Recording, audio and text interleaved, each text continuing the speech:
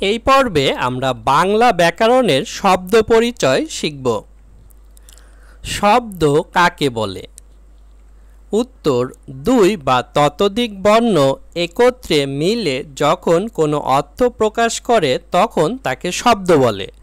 অর্থাৎ দুইটি বা তার অধিক বর্ণ একসাথে মিলে যখন কোনো অর্থ প্রকাশ করবে, অর্থ প্রকাশ না করলে কিন্তু সেটি শব্দ হবে না। যেমন এখানে দেখো তিনটি বর্ণ ক, ল, ম, কলম। এই তিনটি বর্ণ মিলে কলম হয়েছে এবং কলম দ্বারা লেখার কোনো কিছু বোঝায়।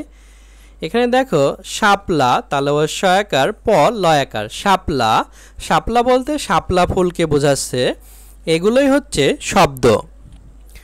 দেখো আছে উৎপত্তি অনুসারে শব্দ কত প্রকার ও কি কি? উত্তর, উৎপত্তি অনুসারে বাংলা ভাষার শব্দ 5 প্রকার, যথা 1 তৎসম শব্দ, 2 অর্ধ তৎসম শব্দ, 3 তদ্ভব শব্দ, 4 দেশি শব্দ, 5 বিদেশি শব্দ।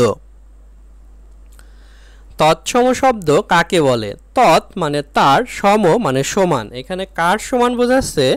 এখানে সংস্কৃত ভাষার সমান বোঝাচ্ছে। উত্তর, সংস্কৃত ভাষা থেকে অপরিবর্তিত অবস্থায় যেসব শব্দ বাংলা ভাষায় ব্যবহৃত হচ্ছে সেসব শব্দকে তৎসম শব্দ বলে। যেমন হস্ত, চন্দ্র, সূর্য ইত্যাদি।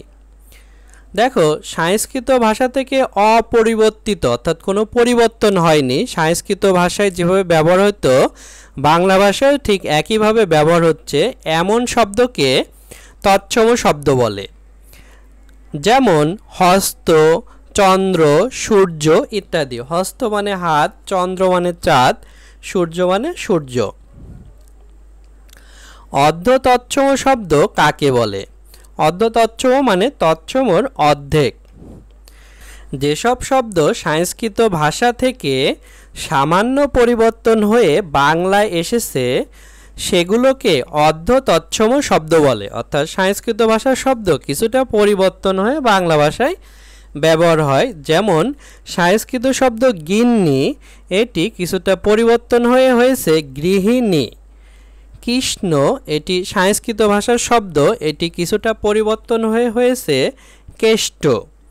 কর্তা সংস্কৃত ভাষার শব্দ, যা পরিবর্তন হয়ে হয়েছে কর্তা ইত্যাদি। দেখো তদ্ভব শব্দ কাকে বলে? যেসব শব্দ সংস্কৃত থেকে প্রাকৃতের মধ্য দিয়ে বাংলা ভাষায় রূপান্তরিত হয়েছে সেগুলোকে তদ্ভব শব্দ বলে। তাহলে দেখো তদ্ভবের সাথেও সংস্কৃতের সম্পর্ক রয়েছে। যেমন হস্ত, এটি হচ্ছে সংস্কৃত শব্দ, এটি প্রাকৃত পরিবর্তন হয়ে হয়েছে হন্ত, এর সাথে পরিবর্তন হয়েছে হাত। অর্থাৎ হস্ত থেকে হাত আসা পর্যন্ত মাঝখানে একটি পরিবর্তন হয়েছে।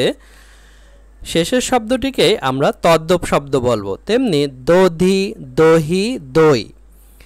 এভাবে দধি থেকে দই হয়েছে, মাঝখানে যে দহি এটি হচ্ছে প্রাকৃতের কিছু পরিবর্তন হয়েছে। দেশি শব্দ কাকে বলে?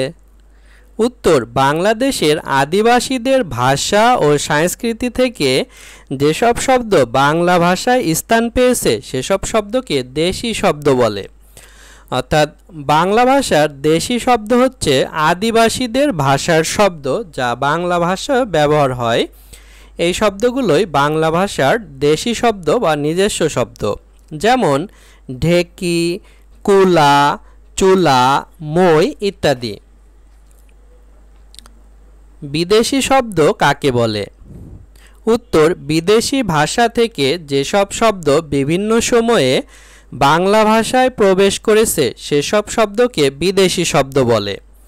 অর্থাৎ বিদেশি যেমন ইংরাজি, চীনের ভাষা, হিন্দি, এইসব শব্দ যেগুলো বাংলা ভাষায় ব্যবহার হয় সেগুলোকে বিদেশি শব্দ বলে। যেমন স্কুল, এটি একটি ইংরাজি শব্দ যা বাংলাতেও ব্যবহার হয়। চেয়ার, তারপরে জার্মান, এগুলো বিদেশি শব্দ কিন্তু বাংলা ভাষায় ব্যবহার হয়, এগুলোকে বিদেশি শব্দ বলবো।